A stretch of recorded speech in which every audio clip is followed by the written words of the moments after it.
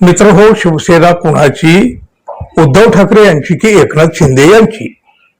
या प्रश्नाची उत्तरं लोकांना माहीत असली तरी सुप्रीम कोर्टामध्ये अजून याचा अंतिम फैसला होणं बाकी आहे.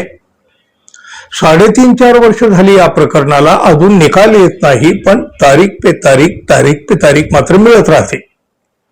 उभ्या महाराष्ट्राला या निकालाची प्रतीक्षा आहे, पण सर्वोच्च न्यायालयातून अजूनही हा अंतिम फैसला येताना दिसत नाही.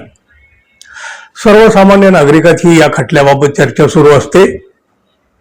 शिवसेनेचे पक्षप्रमुख उद्धव ठाकरे आणि त्यांच्या पक्षाचे काही नेते तर सर्वोच्च न्यायालयावर या प्रकरणाबाबत उघडपणे बोलू लागलेले आहेत. आपल्या देशात सर्वोच्च न्यायालयाबाबत अशा टिप्पण्या पूर्वी कधी होत नव्हत्या. अलीकडे मात्र लोक अगदी उघडपणे आपली मतं व्यक्त करताना दिसू लागलेले आहेत. आता याला जबाबदार कोण? या प्रश्नाचं उत्तर प्रत्येकाजवळ आहे. आज मात्र सर्वोच्च न्यायालयाचे सरन्यायाधीश सूर्यकांत हे संतापले, सुनावणीच्या दरम्यान संतापले आणि त्यांनी ठाकरे गटाचे वकील देवदत्त कामत, त्याचबरोबर ठाकरे गटाच्या नेत्यांना कडक शब्दामध्ये फटकारले.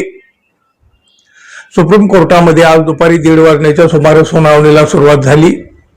यावेळी सरन्यायाधीश सूर्यकांत यांच्या खंडपीठासमोर सुनावणीसाठी प्रकरण आल्यानंतर दोन्ही बाजूकडून युक्तिवाद करण्यात आला. यावेळी उद्धव ठाकरे यांच्या वकिलांनी या प्रकरणाची लवकर सुनावणी घेण्याची विनंती न्यायालयाकडे केली.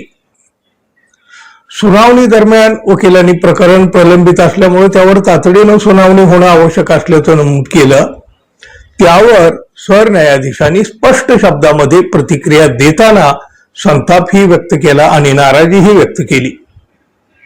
ठाकरे गटाच्या वकिलांनी जेव्हा सरन्यायाधीशांना त्यांच्या सोयीनुसार या प्रकरणाची तारीख लवकरात लवकर निश्चित करण्याची विनंती केली, तेव्हा न्यायालयानं संतप्त भावना व्यक्त केल्या. न्यायालयात एकीकडे तारखेची मागणी करायची आणि दुसरीकडे बाहेर जाऊन न्यायालयाच्या विश्वासार्हतेवर प्रश्नचिन्ह उपस्थित करायचं, अशी भूमिका खपवून घेतली जाणार नाही, असं न्यायालयानं स्पष्ट शब्दामध्ये सांगितलं. उद्धव ठाकरे गटाच्या नेत्यांच्या वक्तव्यावरून न्यायालयानं थेट आक्षेप घेतलेला आहे. हा सरन्यायाधीशांनी ठाकरे गटाच्या वकिलांना खडसावताना म्हटलं, सर्वप्रथम तुम्ही तुमच्या लोकांना माध्यमासमोर जाऊन सर्वोच्च न्यायालय निर्णय घेत नसल्याची बेजबाबदार विधानं करण्यापासून रोखा. तुम्ही इथं न्यायालयात तारखेची मागणी करता आणि बाहेर जाऊन न्यायालय काम करीत नसल्याचं भासवता. यापुढं न्यायालयाच्या कामकाजाबाबत शब्द वापरताना काळजी घ्या.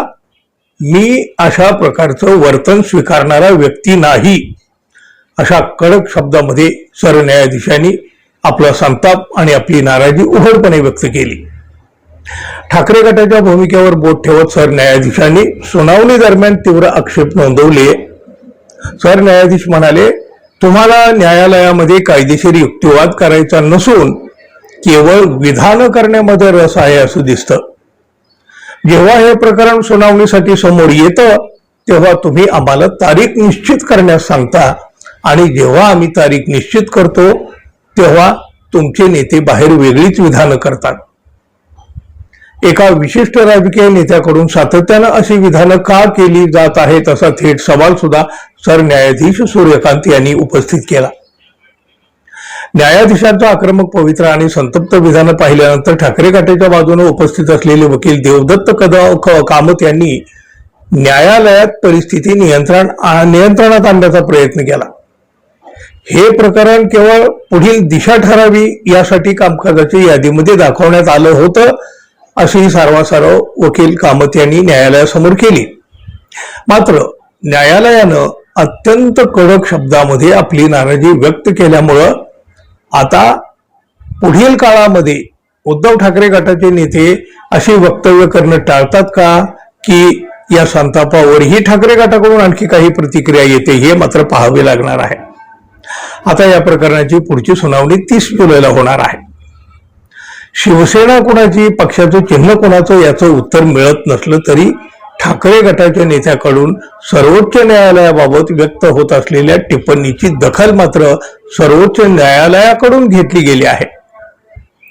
यावरून ठाकरे गटाकडून आता काय पडसाद उमटतात हे दिसेलच. पाहूया काय काय होतंय ते.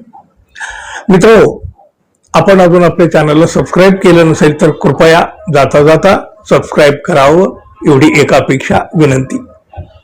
धन्यवाद. पुन्हा भेटू. नमस्कार.